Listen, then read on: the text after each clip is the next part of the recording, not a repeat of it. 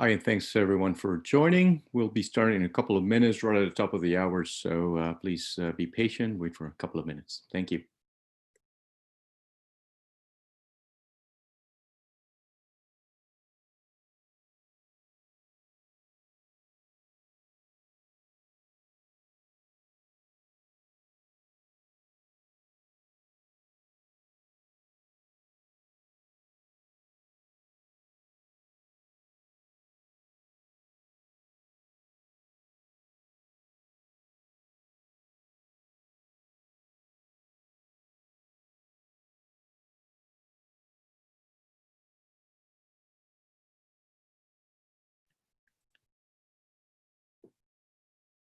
All right, well, good morning, good afternoon, or good evening, whatever you happen to be. Thanks for joining this session. I am Hugo Rivero. I'm a product manager in Red Hat Certified Technology Ecosystem team. And I'm going to be talking today about the effort we are doing to build a trusted ecosystem for Kubernetes. So thanks again for joining. And you have probably heard plenty about Kubernetes in this event. This is to build cloud native applications after all. So Kubernetes is pretty much the de facto standard for deploying and running cloud native applications at scale. It has many advantages. It is open source for starters, which is something we love at Red Hat. It has broad industry support, not only from vendors, but from customers as well, broad customer adoption. It is very scalable. You can run Kubernetes on your laptop, your desktop, all the way to a very large data center with hundreds of nodes. So it's pretty much the choice for anybody who's serious about deploying containers at scale. So we look at Kubernetes as a great engine. Fantastic features, it's a well-oiled machine, active contributions, a great open source project to build your applications on. And as a great engine, it needs great components around it to turn it into a great vehicle for your needs. So today, I'm going to be talking not so much about Kubernetes itself, but around some of the other components that get layered on top of Kubernetes to give you a fantastic experience end to end. So let's start talking about OpenShift. If you're not familiar with OpenShift, it is Red Hat's commercial distribution of Kubernetes. So it is our container platform. And I'll start by saying that it is straight Kubernetes at its core. We don't have a fork. We don't have any private extensions. We take the open source code from Kubernetes. We run it to test. Sometimes we encounter issues, and in those cases, we feed the patches back into the project. So it is straight Kubernetes with all its bells and whistles. And as mentioned, Kubernetes is a great engine, very flexible, a lot of pluggable features. It provides a set of APIs and services and the ability to control different concepts like pods and clusters. But it needs a set of foundational services and complementary service to be fully effective for you. So for starters, Kubernetes is not an operating system. It's not an operating system by itself. It needs operating system to manage the underlying platform. It needs the libraries, the kernel, and so on. Kubernetes doesn't include the runtime for containers. It allows you to plug runtimes like Docker or Podman or CRI-O, but that's something that needs to come from somewhere else. So in our case for OpenShift, as you can imagine, we built on the foundation of Red Hat Enterprise Linux, or RHEL, because we've been doing that for many years. And we have a special flavor of Red Hat Enterprise Linux that is CoreOS. You may have been familiar with CoreOS in the early days. It was a very successful product from a company called CoreOS that was acquired by Red Hat and now is part of our portfolio. We like to call it a purpose-built operating system because the goal for CoreOS is just to run containers and do it well.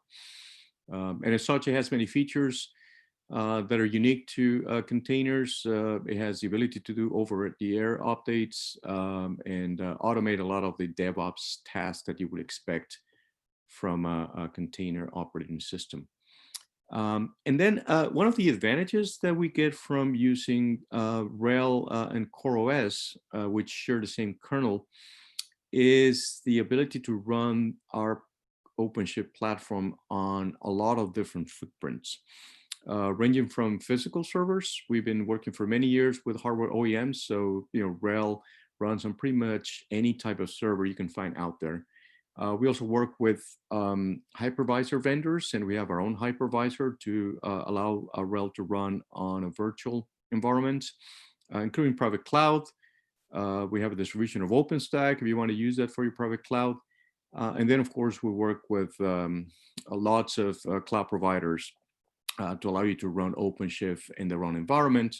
And in some cases, we actually offer a managed cloud offering with partners like Azure, AWS, Google, IBM, and even one managed by Red Hat. So a lot of flexibility when to run OpenShift. You're not tied to any particular platform or public cloud provider. So anyway, that's as far as the foundation underneath Kubernetes. Now, if you look at what's needed above Kubernetes, first of all, there are a basic set of services that you would expect from a cluster platform that are not necessarily part of Kubernetes. Things like monitoring capabilities, a registry to store containers, a default networking foundation, a router, KubeVirt, which is, by the way, a great piece of technology that allows you to run VMs alongside containers, making virtual machines a first-class citizen in the Kubernetes ecosystem. We have OLM, which is the Operator Lifecycle Manager. I'll talk more about that in a few minutes. And we have Helm, of course. So all of those are things that we bring from open source projects into OpenShift to complement Kubernetes. And then there's services on top, like platform services, things like service mesh, serverless, CI/CD pipelines, and so on, so that you can develop and stitch your applications together. There are needs for foundational services for those applications, language runtimes, databases, and so on. And then some services aimed at developers as well, like IDE or some extensions. So all of this for us constitute the full container platform. And just like Kubernetes is very flexible and allows you to plug in different services, we're also flexible. We provide a lot of things out of the box, but if you want to plug in either your own component or a third-party component, we normally have flexibility for that as well. So we think it's a great suite of services. So, just summarize, it's a full stack installation. So when you get the product, you get Kubernetes and everything that I'm showing here as a single suite. It's a seamless deployment for any footprint, cloud or on-prem. It does the auto scaling of cloud resources like you would expect out of a Kubernetes platform. We also manage things like updates for any piece of the stack, Kubernetes itself, the operating system underneath, the applications, and so on. And just want to emphasize that we take for OpenShift a lot of upstream projects. So Kubernetes is the foundation, but here you see a lot of other projects listed. And we work with those. We detect performance or defects, and we provide fixes. We do a lot of integrations between these different projects to give you a unified product. And we have been an active contributor to Kubernetes since day one. We're second largest behind Google, who were the creators of the project. And we also work on a certified ecosystem that I'll explain in a few slides. So part of the goal for us in providing a container platform focuses on building security and resiliency So I talk a little bit about RHEL and CoreOS. It is a foundation within OpenShift and allows us to run on different footprints. We also have something called Red Hat Universal Base Image. In case you haven't heard about that, that's a relatively recent enhancement to the RHEL portfolio, and is basically a base image or a set of base images for your containers. They're free to use and distribute, so you don't need to be a Red Hat customer to get the Red Hat base image, but you get the full advantage of all of the up-to-date components. And we at Red Hat take a lot of care about patching and tracking security fixes. We release updates all the time. So that's something you can benefit from if you use this base image. As you know, every container that you incorporate has to select the base image because at its core, containers need some basic runtime libraries or services. So, you know, every developer needs to make commitments. There are a lot of options out there, you know, Alpine, Ubuntu, CentOS, Fedora, RHEL, you name it. But we wanted to make sure that there was a trusted offering that you can take advantage of that builds on Red Hat Enterprise Linux. And for us, it's important because we release, patch, and test these things together, right? So containers is a great technology that allows you to have kind of pluggable and services that you can deploy on a lot of different platforms.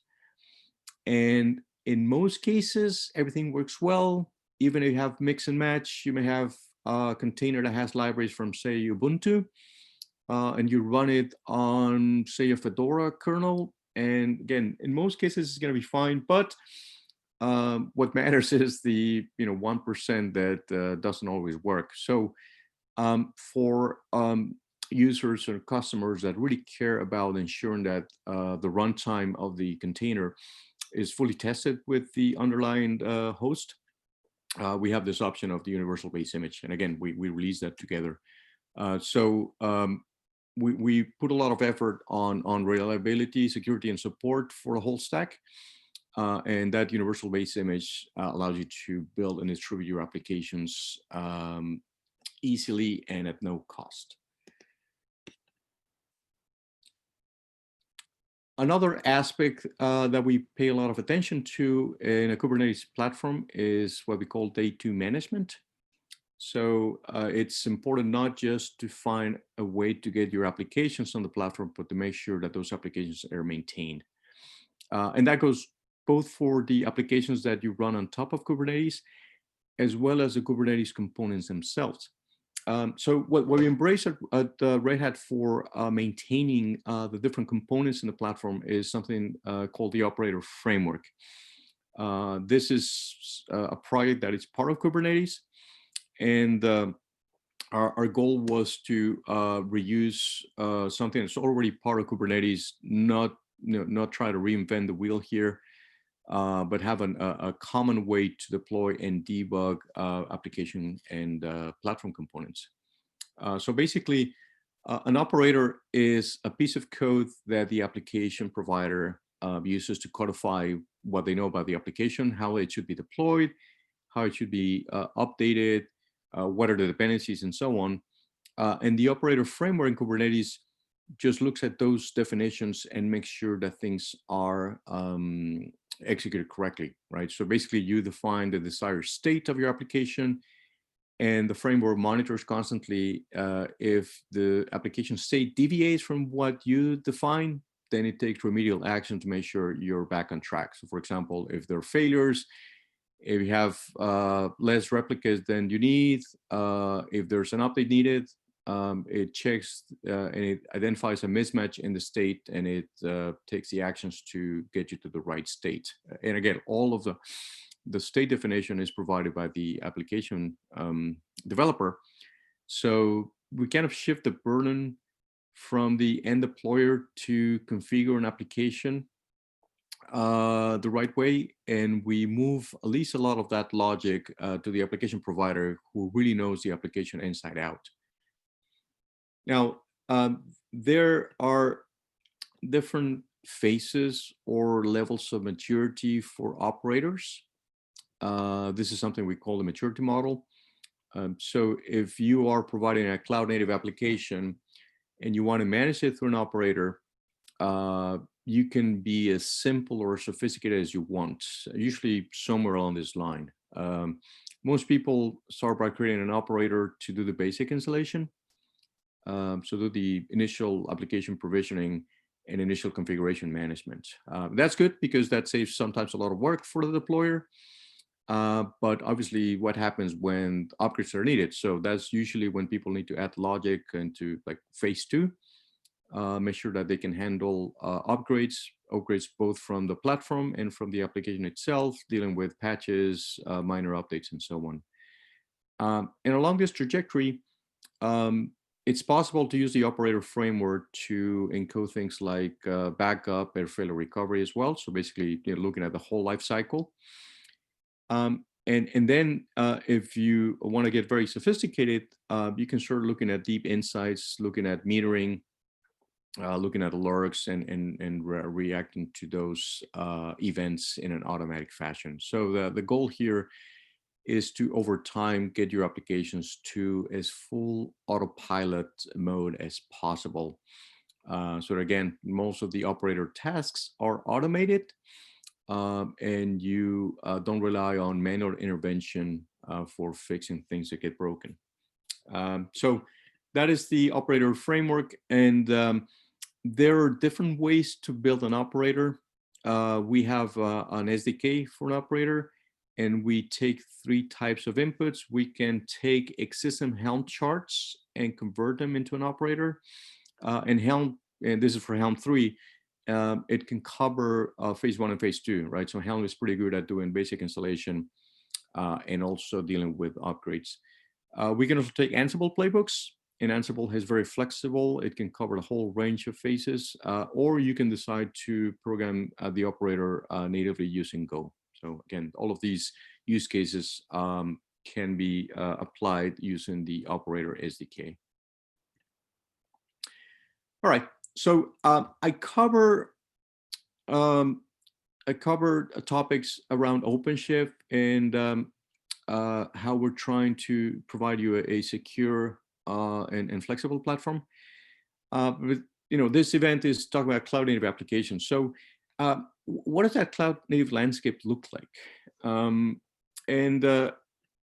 not going to take my word for it. The CNCF, the Cloud Native Foundation, actually took the time and effort to create a chart with all of the different pieces that could be part of the cloud native landscape. And it's an eye chart, so I'm not going to go through all of this. Of course, you can go to the Cloud Native Foundation and find this chart. But I want to show you that building a full Kubernetes environments with all different services that your applications may need is hard. It's complex. On the one hand, it's great because you have a lot of choices, but on the other hand, it's hard because you need to make sure those choices work well together and you kind of stitch things with each other. So this could be a bit daunting. And we have a lot of enthusiasts that don't mind rolling up their sleeves and trying to select, handpick, and bring these pieces together.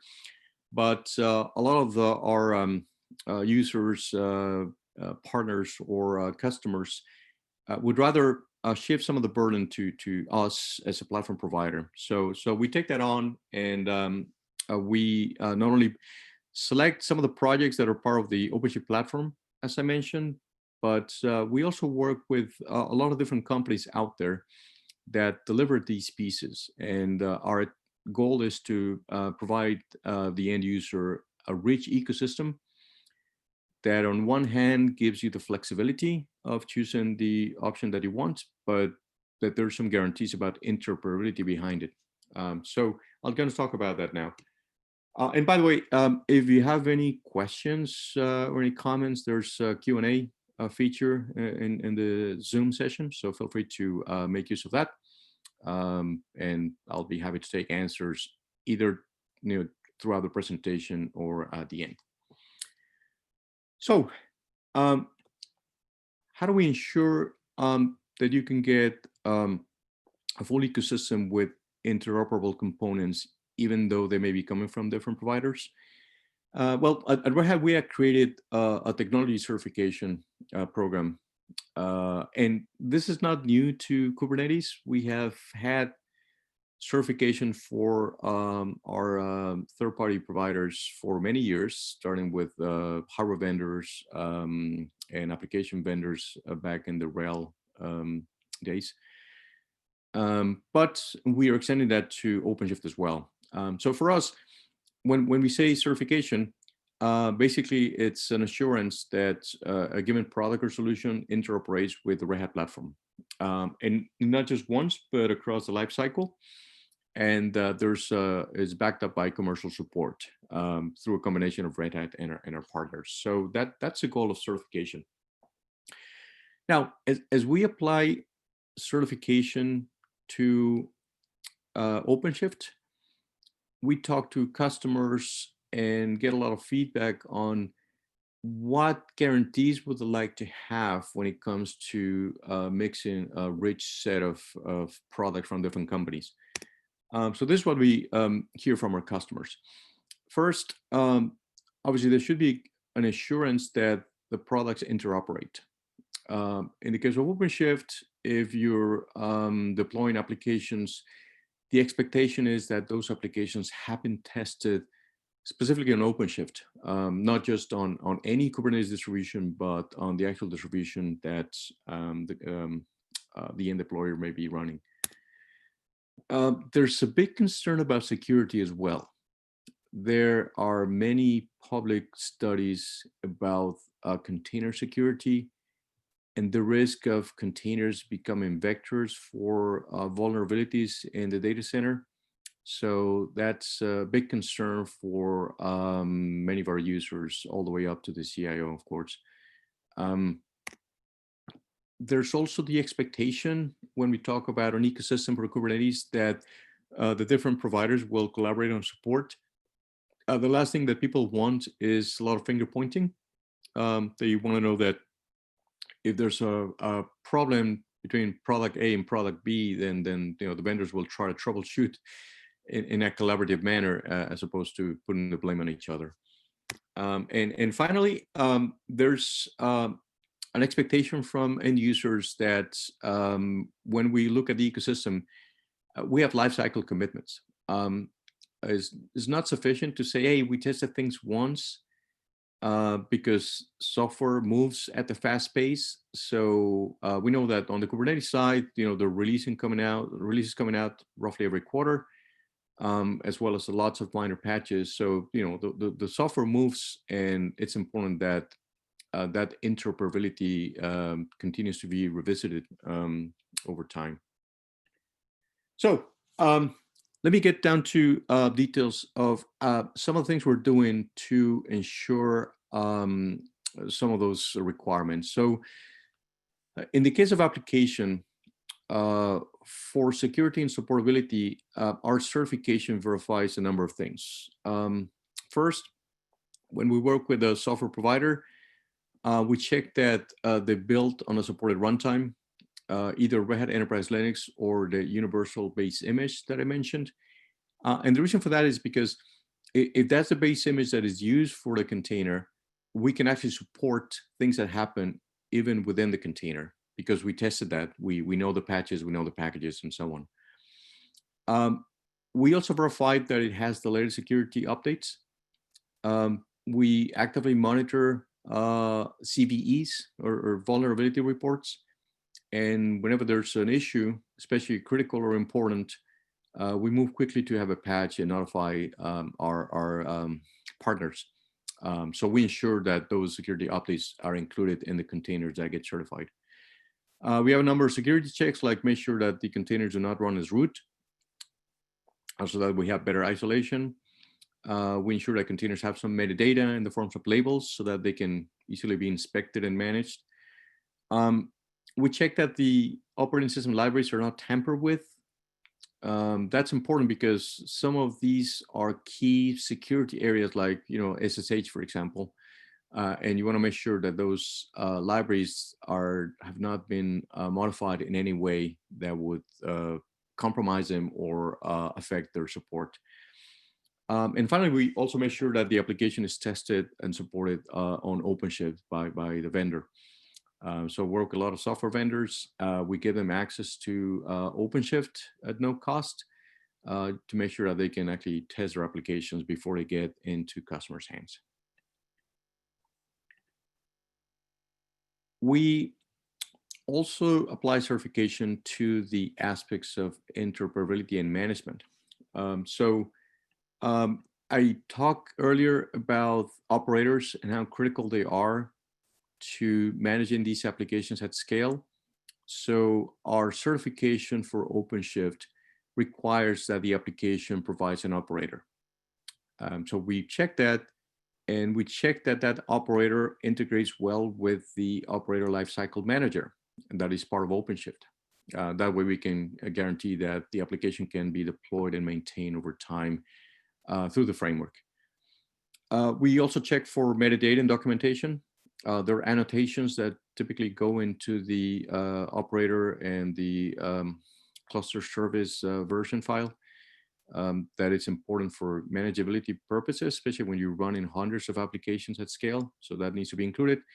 And the application provider needs to offer the right documentation, how to deploy, how to manage, how to configure, and so on. And finally, as I mentioned earlier, life cycle commitment is important. So when we work with a software vendor on certification, we need to make sure that they are in for the long run and they commit to maintain containers and the operator up to date. We usually have notifications when things change on our end, so they can react and incorporate those updates in their application as needed.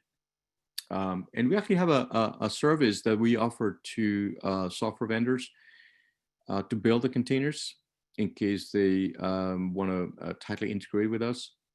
So in this example, the partner has a build environments. They usually have their own application that is changing constantly. We offer to provide a build service where they give us their Docker file and access to the application components. We can build those containers and rebuild them every time there's a vulnerability that needs to be patched.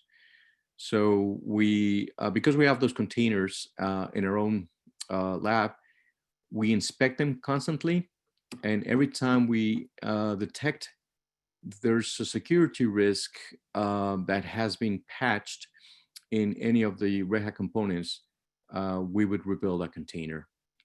So that way we can guarantee almost a 0-day vulnerability fix. And we also notify the vendors, of course, that the container has been patched.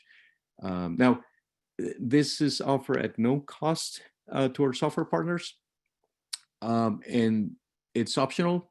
They may decide to build containers themselves in their own lab and just react to our notifications. We have an API for that if they want to subscribe to notifications. But many vendors like working with us and let us build the containers for a much faster turnaround on security fixes.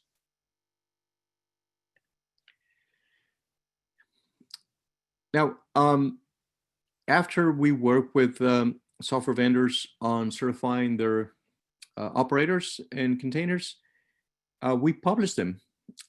We have a web catalog that you can browse and look at certified containers, but we also place these applications in the OpenShift console.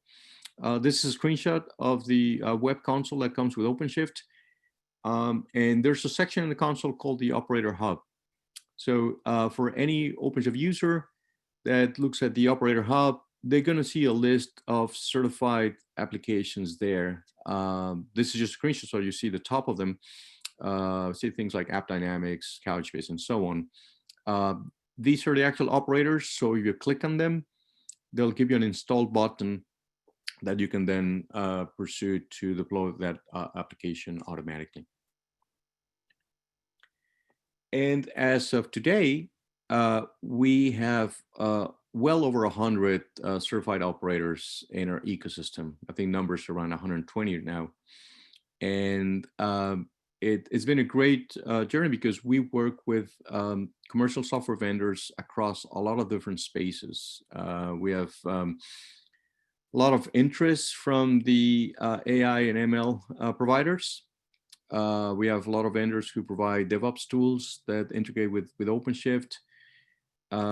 We have a lot of services for monitoring and logging. As I mentioned, Kubernetes and therefore OpenShift is very flexible about what tooling you use. So many of our end users like to plug in prefer monitoring solution or logging solution. And we work with those vendors to get their product certified. We work with security providers, networking and storage vendors, databases, big data, and so on. So, you can find all of these in the catalog that I mentioned. All of these provide an operator that you can use to deploy and manage these applications. So, to summarize the topic of certification, it's important for our customers because they're able to capture the operational experience from the application provider and have that codified in a way that they can run automatically. And it matters because they can use a single framework, that is the Operator Lifecycle Manager, to manage both the platform components and the applications. So we manage our own OpenShift components through an operator, and each of the application vendors I mentioned before also manage through an operator. So that gives you kind of a single pane of glass if you're an end user. And finally, all of the certified applications have been tested and supported on OpenShift, and there's a commitment to continue doing that across the OpenShift lifecycle. If you're a commercial software vendor and you're a partner of ours, you like this approach because your application can be deployed straight from the OpenShift console, as I mentioned, and it reduces your support costs because there's less configuration drift. If the application is managed by the operator, there's less chance that over time things will go wrong because maybe the end user misconfigured or applied some incorrect changes. Our partners like to use OpenShift because they can rely on the same container platform to deploy their products on different clouds, on-prem and public cloud. And finally, they like that the operator allows them to integrate with Kubernetes in a tightly manner. So that's some of the benefits that partners get from working with us on certification. And there's one more benefit that was announced a couple of months ago, and is Red Hat Marketplace. This is a way not just to find certified applications, but also to purchase them. So we give users choices. They can certainly choose to procure software directly from their software vendor, one by one. But some of our customers like to consolidate their purchasing patterns, tracking and spend reports through the same interface. So for those customers, we have a marketplace where they can go in and do the actual purchase of the software. It allows them to get a single entry point, not just for the purchase, but for support, tracking usage, renewals, and so on. So I encourage you to take a look at that.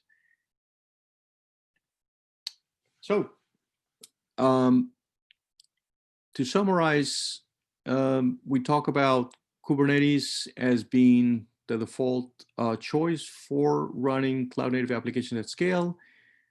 We talk about OpenShift as a commercial distribution of Kubernetes that provides all of the additional services that the end user needs for full application deployment. And we talk about efforts that we are making at Red Hat to give you choices, not just from the Red Hat portfolio, but from a broad range of commercial software that you can use to incorporate into your cloud native stack. So, hopefully this is helpful and appealing to you. If you are an application developer or you deploy applications and you like what you heard, we encourage you to give it a shot with OpenShift. So there's a link. You can go to openshift.com/try and see it for yourself. You can go to catalog.redhat.com and find the certified operators that I mentioned. And if you're interested in making purchases of certified operators through the marketplace, here's the link as well. If some of the attendees happen to provide software for commercial use, we would love to work with you. We invite you to sign up to our program, Red Hat Partner Connect, if you haven't already. For that, just go to connect.redhat.com, and we would love to work with you to certify your application on OpenShift and promote it jointly. So please feel free to go to our site. And this is by the way, this is a no-cost program offering for software vendors. So we would love to see you there. And that concludes the presentation. If there are any live questions, I would love to take them now. I'll wait for a couple of minutes. You can use the Q&A button on Zoom if you want to make any comment or question.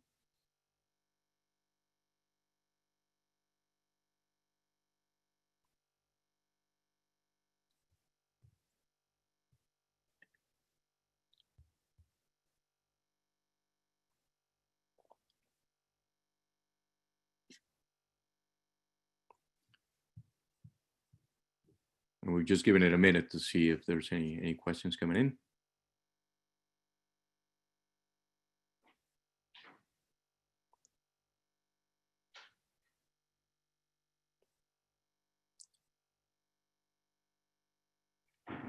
I have a question about how this relates to other Red Hat certification efforts. We use a similar approach. We use some of the same toolings that we use in some cases. So for those of you who have worked with Red Hat on products like Red Hat Enterprise Linux or OpenStack, it's a similar approach, but obviously it's tailored for cloud native applications and OpenShift, but it's part of the same initiative. They're all managed under our partner program.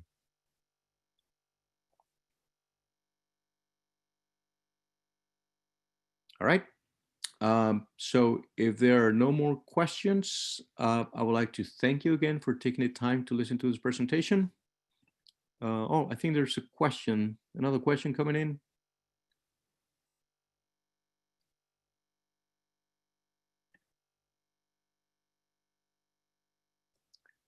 The thresholds for changes in Terraform definitions. I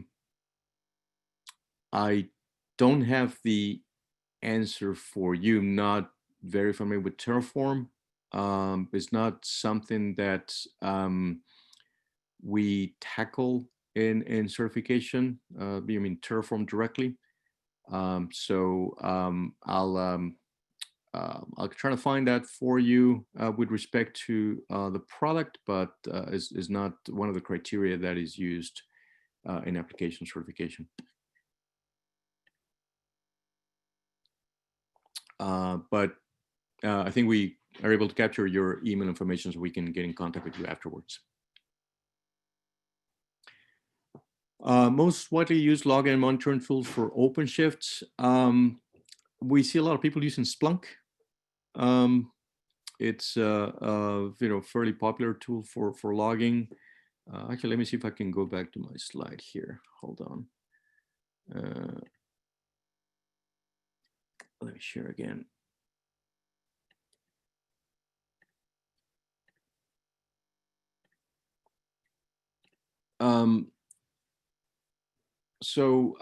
We work closely with Splunk. That's very popular. For monitoring, we have many vendors using App Dynamics. Turbonomic, of course, is a great choice for monitoring. Many of our vendors use Dynatrace, Sysdig. I mean, it really is all over the place. Not all of the tools do exactly the same, so I would encourage you to look closely at each of those. And SAN is very popular too. So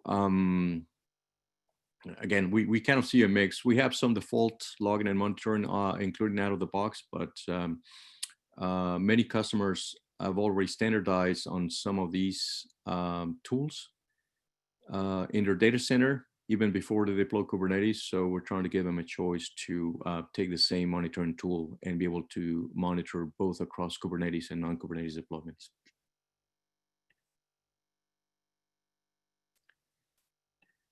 All right. If there are no more questions, I would like to thank you again. I hope you have a wonderful day, and good luck. Thank you.